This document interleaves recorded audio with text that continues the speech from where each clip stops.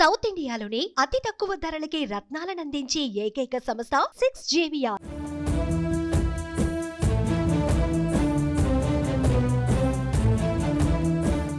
Hyderabad parliament MIM అడ్డా 2004 నుంచి ఈ నియోజకవర్గం మజ్లిస్దే. ఒక్క మాటలో చెప్పాలంటే అసదుద్దీన్ కంచుకోట. 1984 నుంచి 4 దశాబ్దాలుగా ఓవైసీల అడ్డా. అయితే ఈ పార్లమెంట్ ఎన్నికల్లో అసద్కు చెక్ పెట్టాలని బీజేపీ విశ్వ ప్రయత్నాలు చేస్తోంది. అసెంబ్లీ ఎన్నికల్లో ఊహించిన దానికంటే ఎక్కువ సీట్లు దక్కడంతో ఫుల్ జోష్లో ఉన్న కమలం పార్టీ అదే జోష్లో పార్లమెంటు స్థానాలను సైతం ఎక్కువగానే సాధించాలని వ్యూహరచన చేస్తోంది. ఈ క్రమంలోనే హైదరాబాద్ లోక్సభ అభ్యర్థిగా కొంపల్లి మాధవీలతని బరిలో నిలుపుతుంది బీజేపీ. దీంతో అసలు ఎవరి మాధవీలత అన్న ఆసక్తి అందరిలోనూ కనిపిస్తోంది.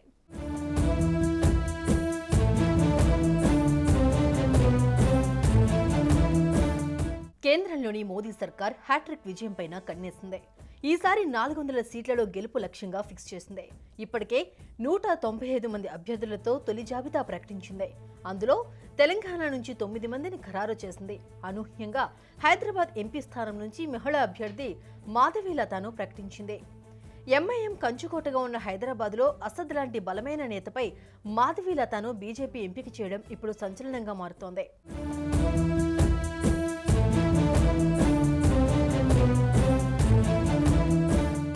Kompella Madhavilatha Virinchi hospitals chairperson. ఆమె భరతనాట్యం డాన్సర్. ఆమె స్థాపించిన లతామా ఫౌండేషన్తో ఎన్నో స్వచ్ఛంద సేవలు చేస్తూ ఉన్నారు.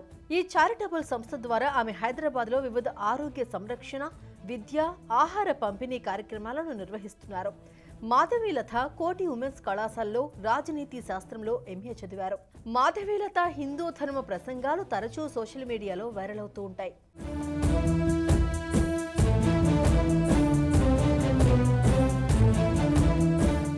హైదరాబాద్ లోక్సభ నియోజకవర్గం మజ్లిస్ కంచుకోటగా ఉంది.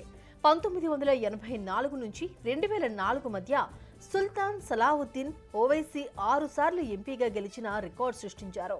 ఆ తర్వాత 2004, 2009, 2014, 2019 ఎన్నికల్లో ఎంపీగా అసదుద్దీన్ గెలుస్తూ వస్తున్నారు. అయితే ఇప్పుడు అసదుద్దీన్ ఓడించడానికి బీజేపీ గట్టి ప్లాన్ వేసింది. ఇందులో భాగంగానే బీజేపీ ప్రకటించిన ఎంపీల తొలి జాబితాలో కొంపెల్ల మాధవీలతను హైదరాబాద్ ఎంపీ అభ్యర్థిగా ప్రకటించారు.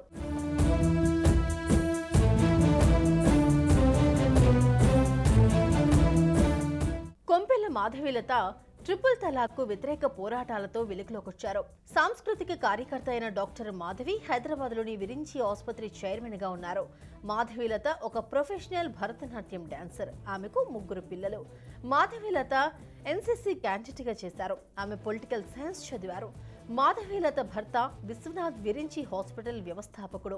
మాధవీలత హిందూ మతవక్తగా ప్రసిద్ధి చెందారు. హిందువుల ప్రయోజనాల కోసం పోరాడుతున్నారు. Madhavilatha Lopamudra charitable trust, Lathama foundation ద్వారా సేవా కార్యక్రమాలు చేస్తున్నారు. 49 ఏళ్ల మాధవీలత హైదరాబాద్లోని బీజేపీ నుంచి బరిలోకి దిగుతున్న తొలి మహిళా అభ్యర్థి కావడం విశేషం.